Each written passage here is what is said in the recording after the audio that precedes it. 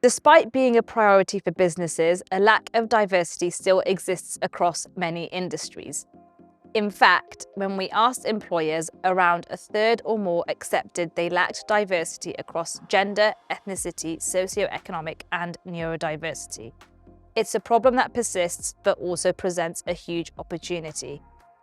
Businesses that find new ways to tap into diverse talent pools unlock huge benefits.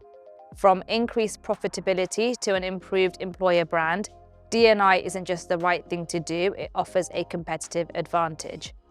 To learn about the evolving world of diversity and the strategies that make a difference, I'm off to speak with Charlotte Ibbotson. Hi Charlotte, thank you so much for joining me today. I'd like for us to start with why you think diversity is so important.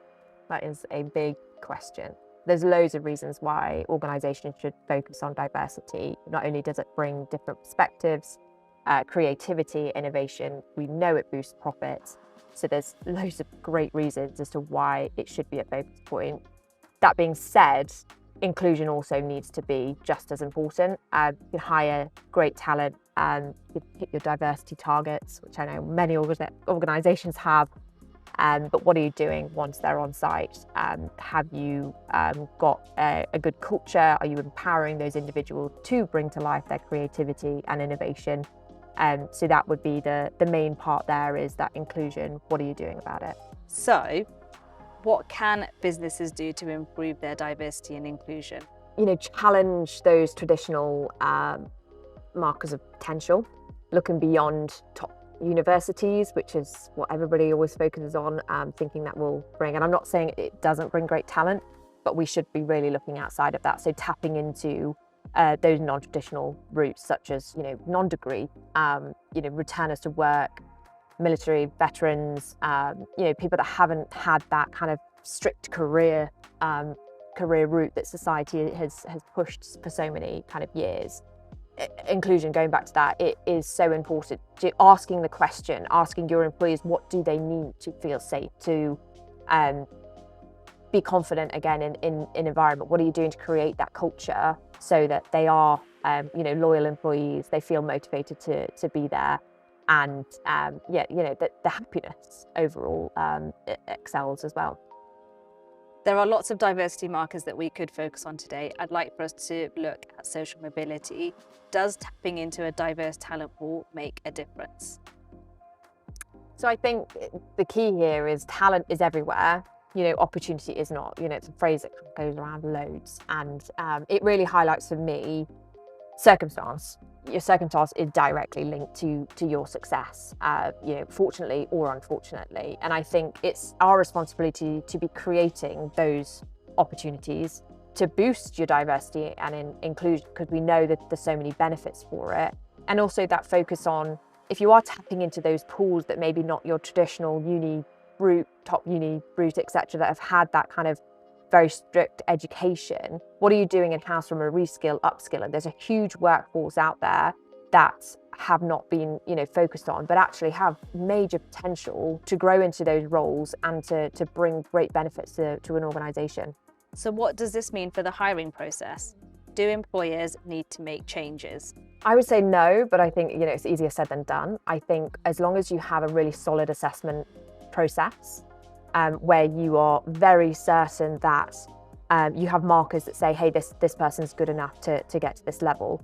But also candidate experience. I say to my team all the time, what candidate experience are you giving people?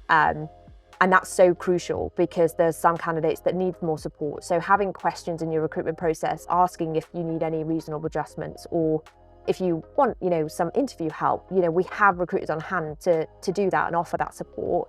And it doesn't go against you doing that. It's actually, we think it's great. And actually, we then get to know our people a lot better. So I think that side of things, I think COVID hasn't necessarily helped. We've gone much into a virtual world, and we're now trying to break free of that again, and actually meet our people, ensure that they are so ready for those interviews with our clients that they will be more successful. And that's what we're kind of targeting ourselves on. So I think the assessment process, the candidate experience, and of course then The training side for us, because we do it, that upskilling, reskilling and preparation also goes hand in hand to a really kind of successful overall picture.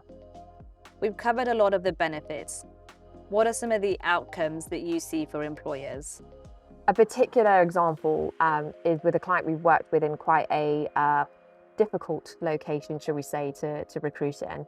But they had a really great vision that they wanted to empower and invest into their local community.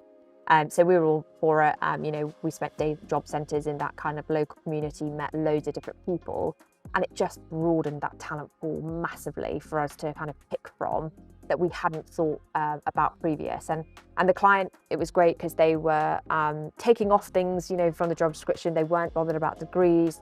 They were bothered about potential and motivation for technology. So I think from investing into a local community, brilliant for your brand.